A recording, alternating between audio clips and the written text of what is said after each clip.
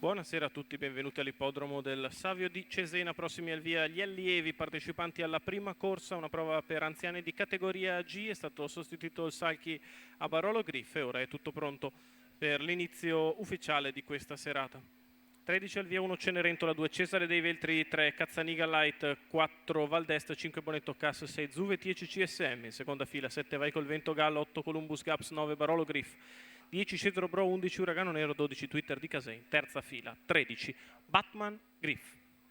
Macchina che inizia ad accelerare entrando in retta e si prepara al lancio per i consueti 2 giri di pista. Problemi in fase di allineamento per Cedro Bro e si parte con veloce Valdest che cerca di andare al comando nei confronti di Cenerentola.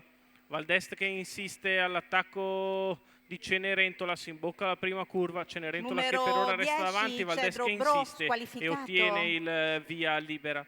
Dopo 200 metri Valdest è al comando su Cenerentola in seconda posizione, mentre in terza c'è Cazzaniga Light, all'esterno Twitter di Casei, che con il numero 12 è partito forte ma si trova allo scoperto. Seconda pariglia per Zuve 10 CSM che precede Bonetto Cass, quindi Cesare dei Veltri, poi via via il gruppo, sempre disposto per pariglie. Il primo quarto se n'è andato in 30 e i 600 metri iniziali in 45,5. Al passaggio davanti alle tribune, Valdest guida nei confronti di Cenerentola, muove in terza corsia Bonetto Cass, cerca di aggirare il gruppo e portarsi sulla testa della corsa, seguito nelle mosse da Uragano Nero. 1-1-1 per i primi 800 metri di corsa, Valdest in evidenza, sempre precedendo Cenerentola.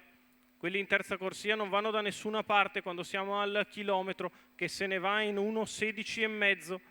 Cenerentola sempre nella scia della battistrada Valdest, di fuori con coraggio Twitter di Casei, poi allo steccato Cazzaniga Light, sempre seconda pariglia per Zuve 10 CSM, cerca la mossa in mezzo alla pista Cesare dei Veltri, la retta opposta alle tribune passata in 14,5, sposta Cenerentola che va all'attacco di Valdest, già all'imboccare l'ultima curva, non perde tempo Mirko Porzio che cerca di andare sull'avversario. A 250 dalla conclusione, Valdest che reagisce all'attacco di Cenerentola, la retta arriva con Valdest in vantaggio, Cenerentola che ci riprova, di dentro Cazzaniga Light, in vantaggio Valdest nei confronti di Cazzaniga e di Cenerentola, Valdest in vantaggio, Valdest che nel finale si mantiene in evidenza nei confronti di Cenerentola e Cazzaniga Light.